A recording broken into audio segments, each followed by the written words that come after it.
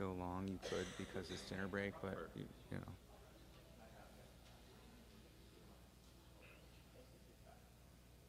Yeah, I was scrambling at DEF CON to make 45. Okay. All right. Next up, we have talk. MS just gave the blue team Tactical Nukes by Chris Thompson. Please give him a warm ToorCon welcome.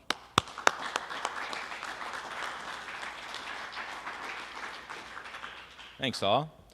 So this was a fun fact. This is actually the IBM data center in downtown Toronto in 1963, but it's now a sushi place. Yeah. So who am I? I'm Chris Thompson. I lead the red teaming operations at IBM X-Force Red. My job involves conducting red team ops at really large banks and defense contractors. I'm also on the newly formed CREST USA board with smart folks like Tom Brennan and Chris Nickerson. And in my not-so-spare time, I also teach network and pen testing. So why this talk on Microsoft Advanced Threat Analytics and Threat Protection? So throughout my job, when you're dealing with really large Fortune 50s, many of these blue teams actually have their shit together. They've got good detection strategies in place. They've integrated tools like Sysmon and Windows Event Log Forwarding and App Locker and emit. They have products like CrowdStrike and Cylance for host behavior analytics. They've got tools like Rapid7, User Insights for domain behavior analytics. So I've spent a lot of time trying to figure out how to bypass and evade them as a whole. So why Tactical Nukes? Besides from this being a horrible talk title that I thought it was funny when I was drunk one night, tactical nukes are intended to be strategically used. So they're game changers. They force your adversaries to rapidly react and change their tactics. And that's what I kind of thought Microsoft is arming their blue teams with. So when I saw that they were coming out with host and domain behavior analytic tools of their own, and I saw that one of those, Advanced Threat Protection, is actually built directly into Windows 10 Enterprise, I knew this was an area that needed some more focus. So especially coming out this fall, we'll talk about why. I gave the original version of this talk last month at DEF CON. It was the first talk that I'm aware of that is actually focused on evading and bypassing advanced threat protection. And it was only the second talk on advanced threat analytics, and the first talk was 2 days before that by Nikhil at Black Hat. So we're really early into the history of these products. And I've withheld a few techniques for some future cons just so I can ride this research that I spent so long actually doing. But there's also probably a lot of techniques that you haven't, or I didn't think of, or are beyond my skill set. So hopefully this inspires you to try and rip these apart yourself. So to set the stage, when I developed our TTP, or Tactics, Techniques, and Procedures for red teaming at X-Force Red, I put a really large emphasis on host and internal recon being very distinct phases. A lot of red teamers will get on a box and try to smash and grab and go after as much as they can as quick as they can because they don't come up against host behavioral and domain behavioral analytics products that often. But you'll see why when we start to deal with these products, why you need to treat these as very distinct phases. So to become better red teamers and operate against really mature blue teams, we need to gain a solid understanding of what IOCs and our tools and techniques are actually leaving behind on these boxes and in the domain, and what commands might be caught by different script logging, what's flaggable by Sysmon, and importantly, how we can use better techniques to avoid being caught in the first place. So here's Microsoft's kill chain when it comes to ATP and ATA. Office 365 Advanced Threat Protection is a different product suite altogether. Dave Kennedy has ripped it apart in the past. It's just email sandboxing right now. Down the road, it's going to be integrated with these, but right now, it's not the greatest product. But we're not talking about that. We're focused only on post-breach. So once somebody actually phishes somebody or gets on a box, what are the unique phases that these products are trying to cover? So when we're thinking of ATP, you want to think of ATP similar to CrowdStrike or like a Cylance, and ATA like a user insight for domain user analytics. So real quick, my lab setup, it's not running on a compact Versario. It's running multiple 2016 AD Forest subdomains, dozens of member servers and workstations. They're all running, all the workstations are running Windows 10 Creators or Creative Update 2, which was the July update. All the commands were run against multiple hosts and forests in order to verify accuracy. But that said, it is a test environment, so it's really hard to accurately test against behavior analytics when you're setting it up in a lab. Like, it's not like I'm employing 40,000 people in my lab to simulate, real world behavior. So just keep that in mind, and we'll talk about some of the distinctions. So if we want to give a quick overview of ATP, you've got all your onboarded endpoints, which are running this ATP sensor, all these Windows 10 boxes for now.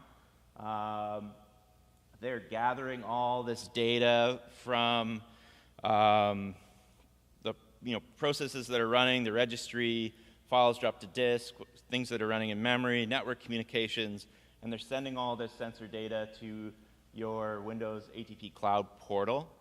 ATP itself is currently running on around 2 million boxes, according to Microsoft, but I kind of think that's mostly their own Windows 10 boxes. But it's going to be running and activated on, whatever the Windows 10 enterprise base is right now. You can expect a good percentage of those.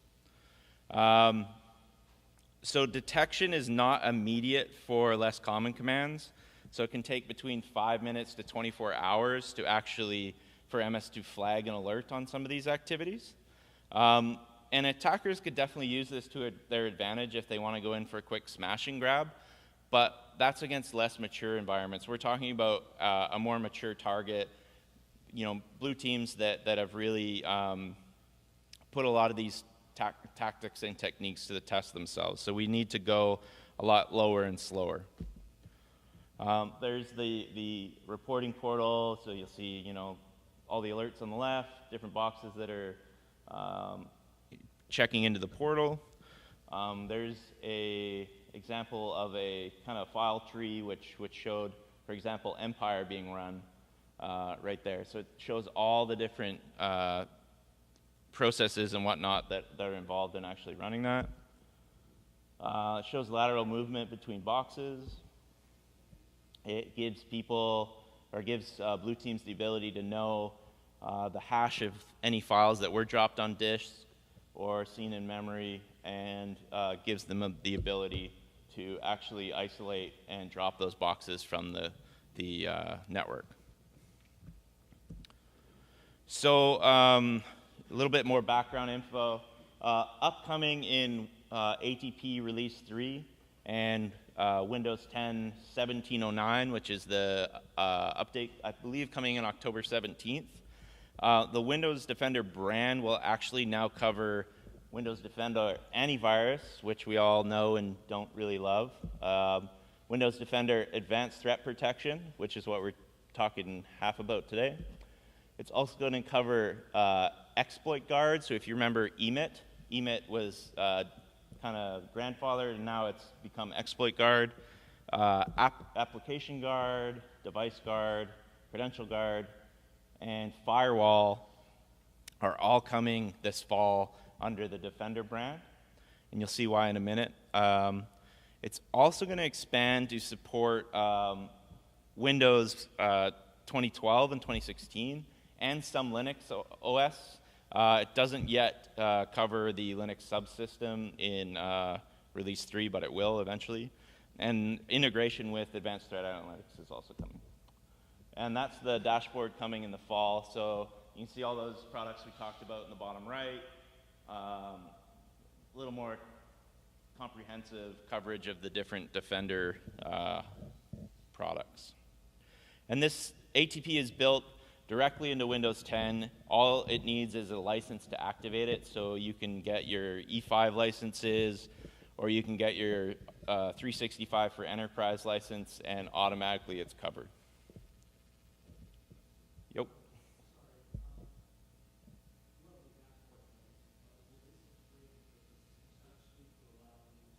Yeah, there's full SCOM plugins and integration with ATA and ATP and whatnot.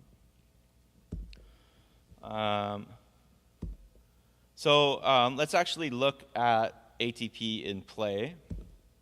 So if we start with just a basic download cradle and launcher generated by Empire or Cobalt, you'll see it catches it. It shows the encoded version of the command, but what you'll see in a bit is it's actually flagging on the decoded version. It'll also detect heavily obfuscated PowerShell commands and download cradles, such as the below custom one, and that's a Cobalt Strike PowerShell reverse DNS payload. And it detects a lot of the payloads created by, say, like the obfuscated Empire project. So why? So when Microsoft put out, PowerShell, it was a pretty amazing framework. Attackers have been favoring using PowerShell EXE, PowerShell Core, or the underlying Windows management framework for several years because it's super flexible and easy to use in Windows. We've seen really awesome tools and frameworks come out using PowerShell, such as Empire, PowerUp, Unmanaged PowerShell, PowerSploit, Nashang, PowerView, User Hunter, Bloodhound. All of these are leveraging PowerShell. But now that PowerShell has matured as a language, they're kind of taking away our shiny tools based on PowerShell by leveraging all these security improvements that are coming to Windows Management Framework 5 and Windows 10 Update 2 and 3. So the reason ATP can detect Empire and all those other download cradles and whatnot is because of WMF 5 and 5.1. They've built in detections that rely on script block logging and deobfuscation. So if you're not familiar with these types of technologies, definitely recommend you get familiar with them, whether you're red or blue. I won't cover them in detail because we don't have the time. But advanced malware scanning interface is definitely one that you want to look into because it's covering not only PowerShell, but it's going to be covering JavaScript and VBScript and different languages. It's going to cover wscript.shell. And as attackers, we've seen script block logging and transactional logging and transcription logging and constrained mode, and we've seen bypasses for them. One example is a typical way to get away from PowerShell logging is just to download or downgrade to PowerShell version 2. But in the last Windows 10 update 1703, the .NET 2.0, which that runs on top of, isn't installed. And 1709, which is coming out in October, PowerShell version 2 isn't going to be supported at all anymore. So we can't just quickly downgrade to that. The same goes for using techniques like Ben 10's not PowerShell or those that directly call the System Management Automation DLL, because those are forced to use the Windows Management Framework 5 backend or the System Management Automation DLL that's built on version 5. So as a result of these improvements, we need to go back to kind of living off the land and selectively running PowerShell when we're confident that we've disabled or can silently evade those new security capabilities. It's also pretty good at detecting things like using signed binaries to launch malicious executables based on abnormal behavior, like connecting out over HTTP or Tor to newly registered domains, using VB script within a macro-enabled document, which is a big phishing technique. And you can see based on a lot of these alerts, those underlying techniques are going to be flagged upon. On kind of a side note, Tavis has been doing some really good work ripping traditional Defender AV apart. But you'll kind of see that by the time you actually read about these ODAs that he's dropping, Defender already updated itself.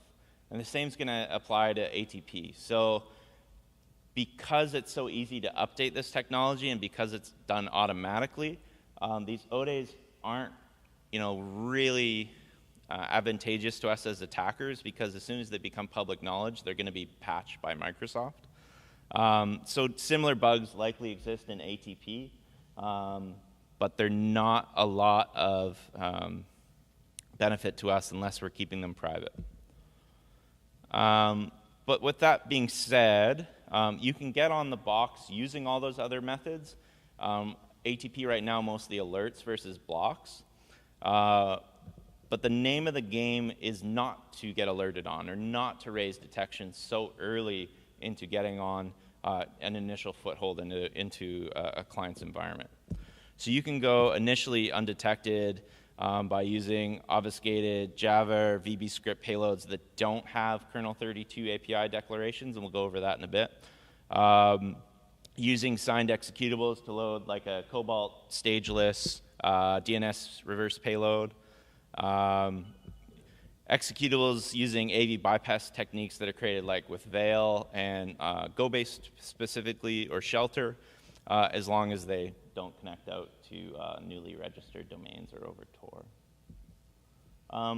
But the challenge doesn't stop by getting on the box undetected initially. The challenge is around activities performed and the tools and commands that we run after we get on that box. So we fish somebody, we get on the box. We're not just stopping there. We want to know more about both the host and the target domain environment.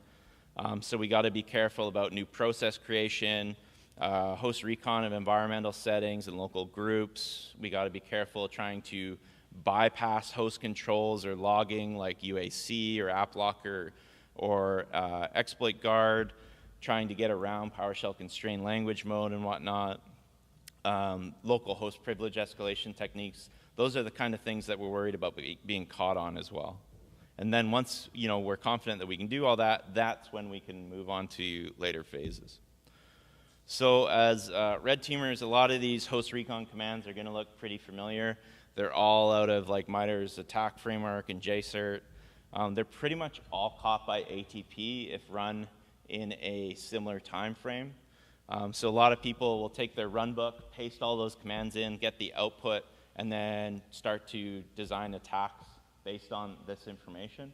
The problem is ATP will flag on that because that's unusual, obviously, for an end user to be running that type of stuff. So instead of waiting like 24 hours between each command, we need a much faster way to collect host information because it's going to alert. So right now, not detected for now is just using WMI. So we can, WMI queries aren't flagged, but in ATP release 3 and much further in release 4, which is coming in the spring, WMI logging is really easy to do, so these should be flagged on pretty quick. You can call these with the WMI command line like wmic, or you can call the WMI schema directly using different classes. But for now, you're pretty safe using WMI.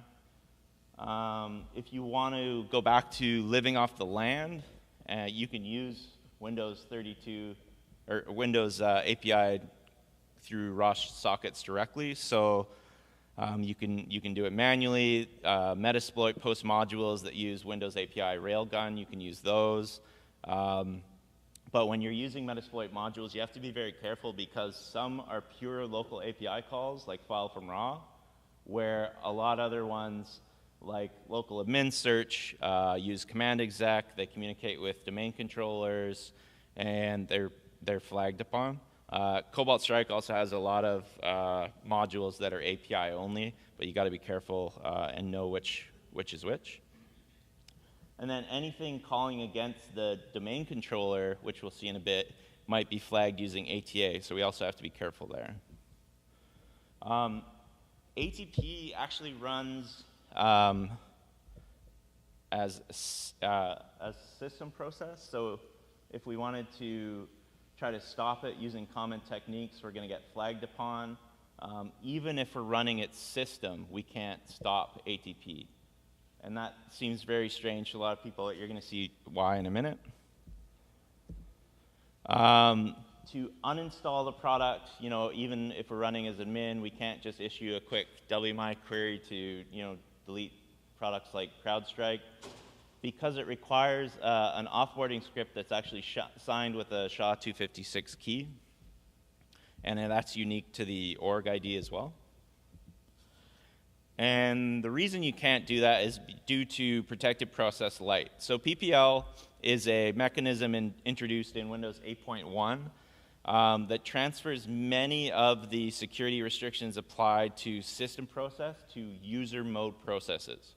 So the binary is signed by a Windows cert, which you see here. It's the PPL. It's got enhanced key usage.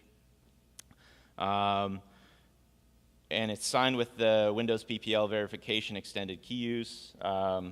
After the service is launched as protected, Windows uses code integrity to only allow trusted code to load into the protected process. 1703 also added a new binary signature policy, which does a lot of process mitigation. So you can't inject non-Microsoft signed code into a process. So basically, you can't use Mimikatz to inject into LSASS and dump credentials from memory. So even if you had debug privileges, you can't do that. If you want to know more, Alex Ionescu has written about PPLs quite a bit, but until now, we haven't seen PPLs widely implemented. On that note, LSASS itself is going to be a PPL in the next Windows Creators update.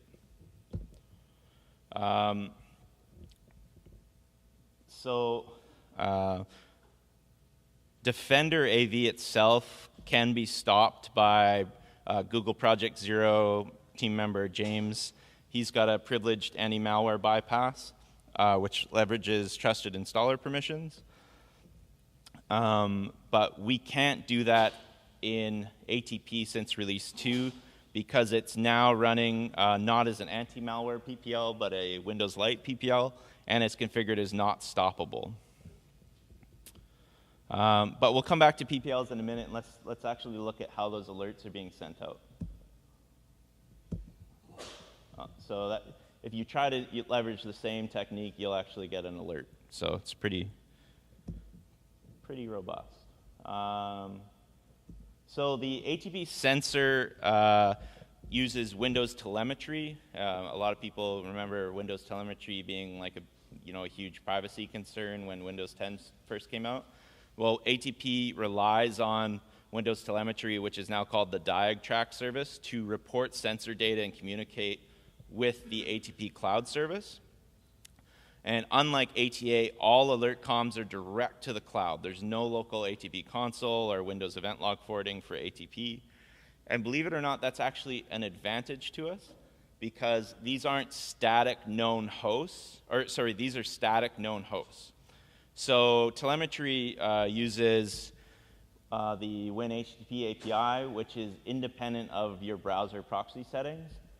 But it does follow statically set proxy settings within the registry. So if we, as an unprivileged user, know that we can follow static proxy settings to sinkhole traffic, we can just run a quick registry command, which we basically say, use this malicious WPAD or Windows proxy autoconfig file, and any traffic that's going to these ATP domains, send them to the local host. So sinkhole them anywhere else, send them direct out to the internet. But this will only block sense and not defender.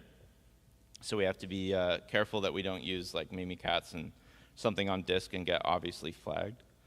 I spoke with the Microsoft team about this, and they're actively pursuing implementing some backup comms, but I don't believe they have yet. So while we can't stop the sent service itself or process because it's running as a PPL, diag_track, which all the communications are sent over, in this current release is not a PPL. So we can just stop diag_track and telemetry, and now no comms can go out to the cloud. Thus, no alerts are generated. Thus, we can do whatever we want. And so you'll see like the telemetry service is really, right now, the Achilles heel for ATP.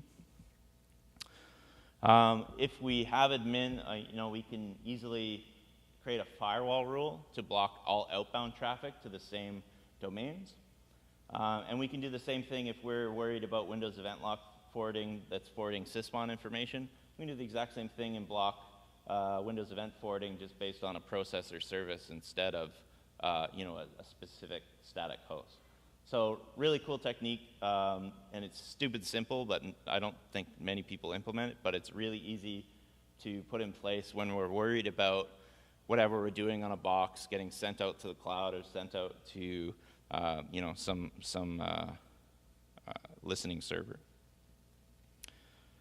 But because this requires privileges, you'd use that previous technique to temporarily disable comms, and then you do something more permanent like this, or disable telemetry service.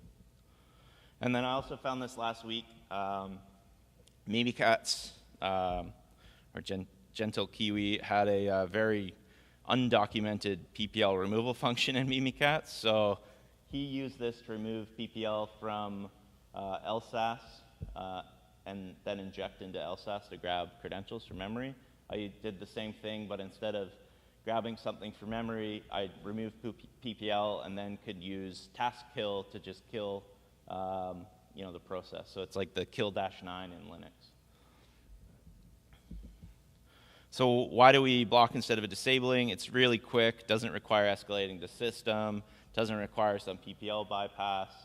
If a host isn't communicating with ATP, it doesn't even flag anything for 5 days. So we've got 5 days of it not being even a minimal alert. But they are, now that I showed them some of this stuff, they are working to improve that and put some backup comms in. But we're not really worried about logs on the local box. We're more worried about blocking all those alerts from tipping off the blue team that were actually sitting on that box in the first place. But now that we're at a point that we can comfortably run commands without being flagged by the local ATP instance, and we have a foothold in the domain, now we should look at advanced threat analytics, which is focused around Active Directory and internal infrastructure recon and credential attacks. Version 1.8 came out last month, so I updated the talk based on some of that.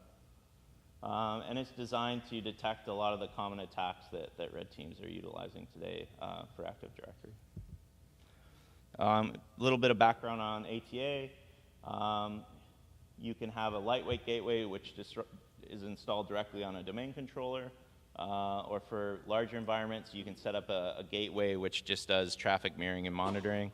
There's a console that runs on MongoDB,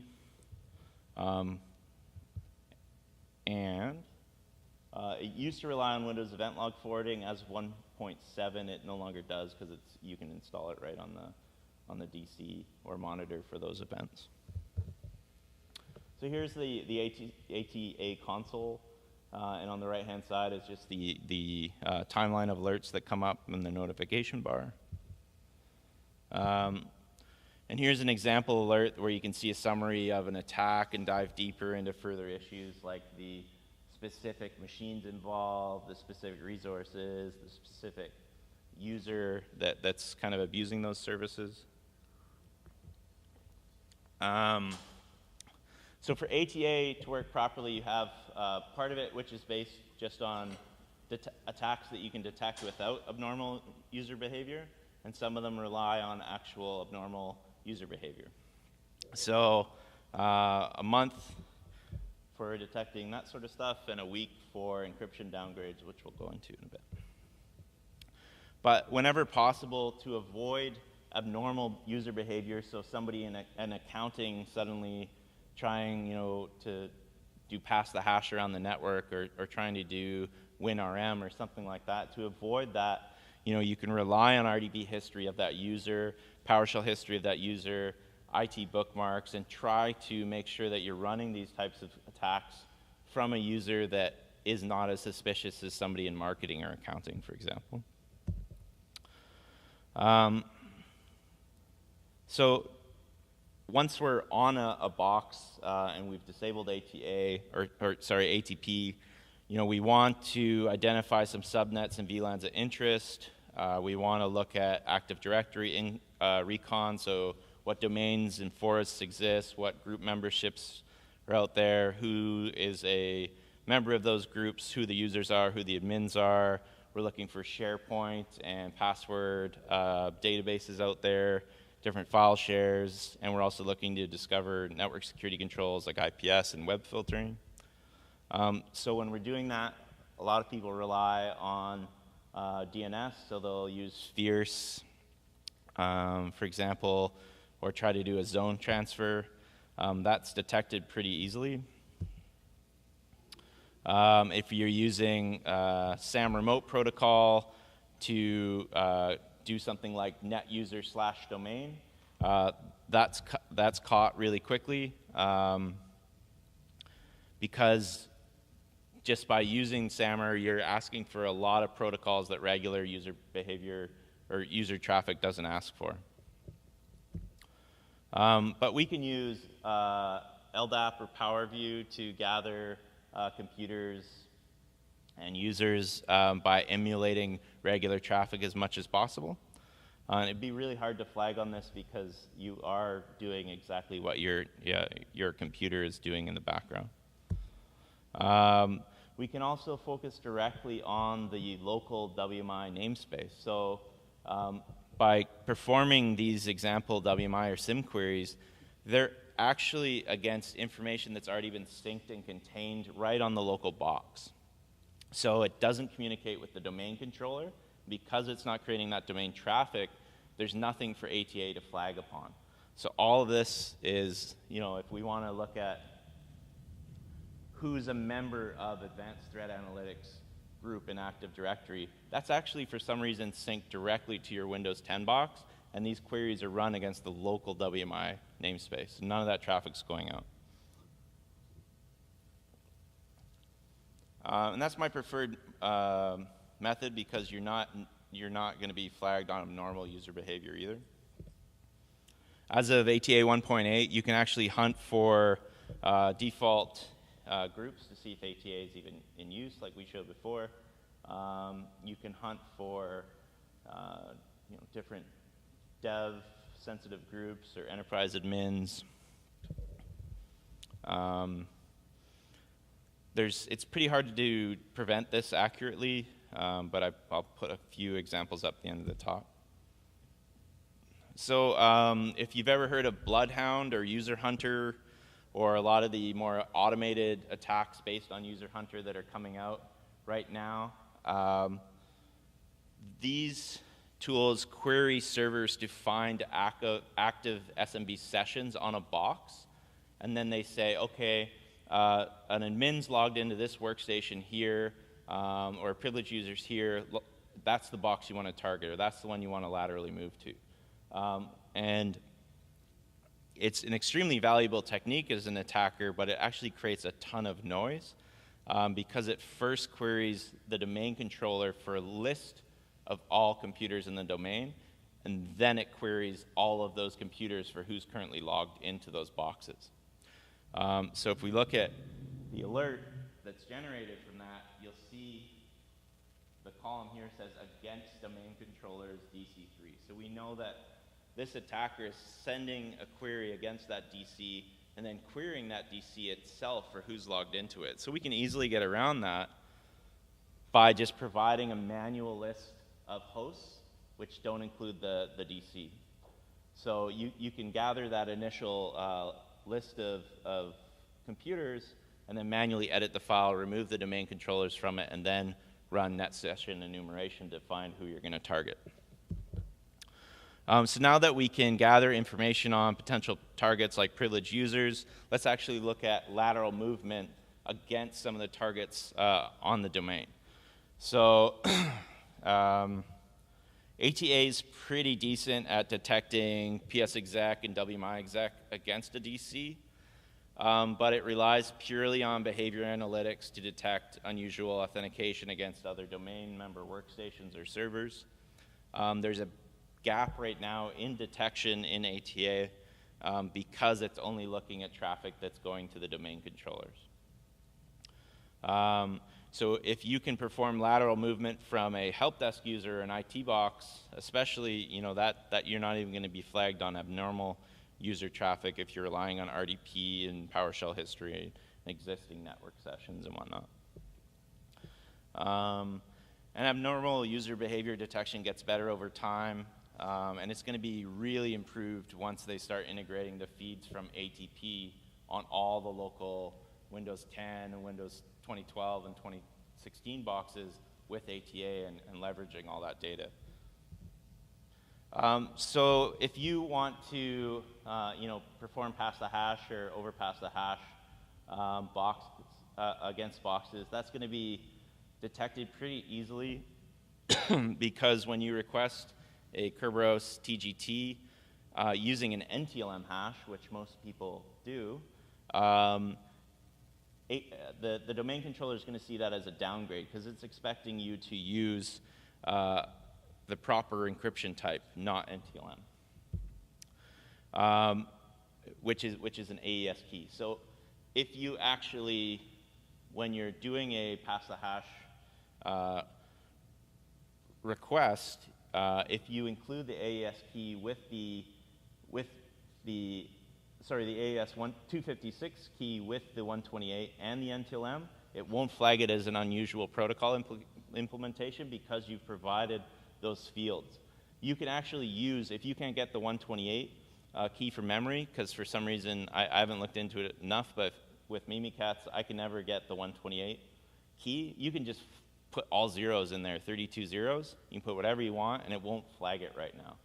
So that's a pretty interesting way to avoid unusual protocol implementation. Same goes with silver tickets. If you're familiar with silver tickets, golden tickets are forged ticket granting tickets from the domain controller or the KRB TGT. And that's on the domain controller itself, where TGSs are against servers. So that traffic never goes out to the domain controller. It's specific to the service. So you can do whatever you want with silver tickets, and nothing's going to be flagged in ATA because ATA never even sees that traffic.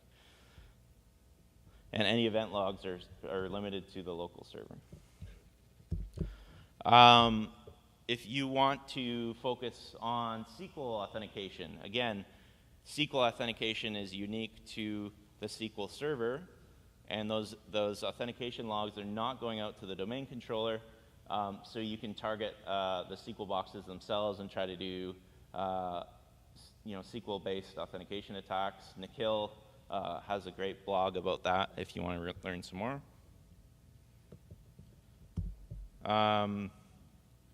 But now that we've been able to laterally move as a lesser privileged user, maybe we want to start to look towards achieving the primary goals of a red teaming engagement. So that might include getting domain administrator. You don't need to if you're only going after specific intellectual property or specific file share or specific credit card information. You don't need to go after domain admin, but it sure comes in handy. So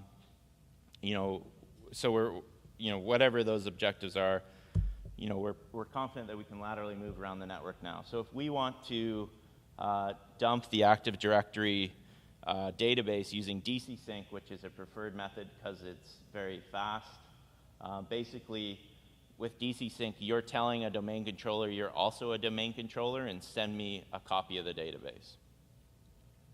So from a behavior analytics perspective, you can imagine this is obviously pretty easy to flag upon when a Windows 10 server or workstation is saying, hey, I'm a DC, send me the database, right? So that's flagged upon really easily. Partially detected, this was now detected in in ATA 1.8. Wasn't in 1.7.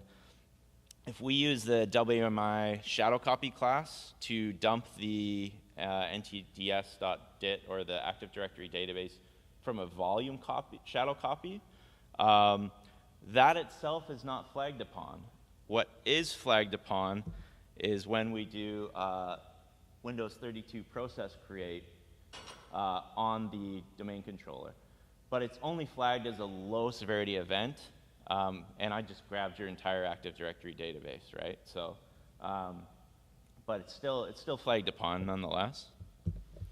Not detected. So there's a couple of ways to grab the Active Directory database. You can do a volume shadow copy. You can inject into LSASS and dump directly from memory. So if we do PS remoting with LSASS injection, that is not detected. But with the asterisks that, again, abnormal user behavior. So if you're doing this from a workstation and from an account that would never do this type of activity, it might be flagged. I wasn't able to get it to flag in my lab environment, but it might be flagged. So again, when you're doing this type of activity, you want to try to at least do it from an admin box or a help desk workstation or something that they'd expect this similar type of traffic to come from. But if you're on a blue team, there's lots of ways to harden WinRM and PS remoting and restrict via different groups and sources, so it's pretty easy to prevent this. Another way to dump the Active Directory database is to raw access it. And this isn't a very common technique because you sometimes get some artifacts when you do this, but it's really easy. There's different tools out there. You can open up the copy that you took, quickly remove those artifacts in a couple of minutes, and then you have a valid copy of the ntds.dit and the system file. And that's without ever starting a suspicious service or injecting into processes or elevating the system. If you are running Sysmon on your domain controllers, it's pretty easy to detect, but it's definitely not a default rule you can just load in. Now that we have a copy of the ntds.dit, if we wanted to go in a month later with and create a golden ticket, just like when we do pass the hash, it's expecting an AES key and you're giving it an RC4 or an NTLM hash. We're going to get flagged as an encryption downgrade as it's RC4 and it's expecting the TSREC to include the AES key. So as you imagine, if we include the AES key, it's not flagged anymore. So if you're on the blue team, lots of different takeaways if you're going to be implementing these products.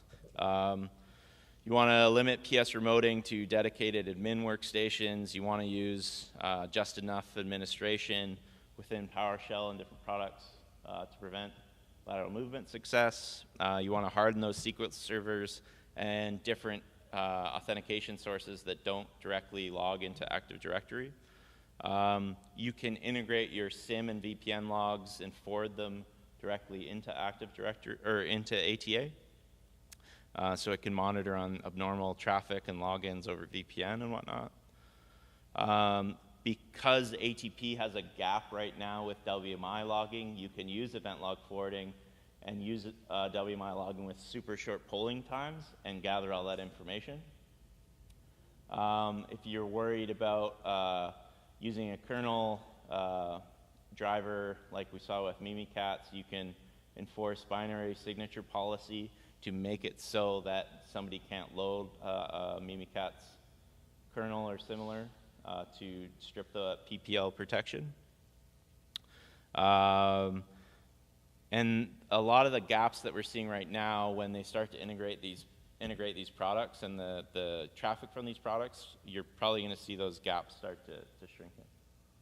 And you want to integrate all those new Defender-branded tools like Exploit Guard and AppGuard, not just because they weren't great already, but they're now going to be reporting to a cloud instance that you can automatically alert on and whatnot. So it's, even if you put those just in audit mode, it's going to upload those logs to the ATA cloud, do all its machine learning for you, and alert intelligently for you on that.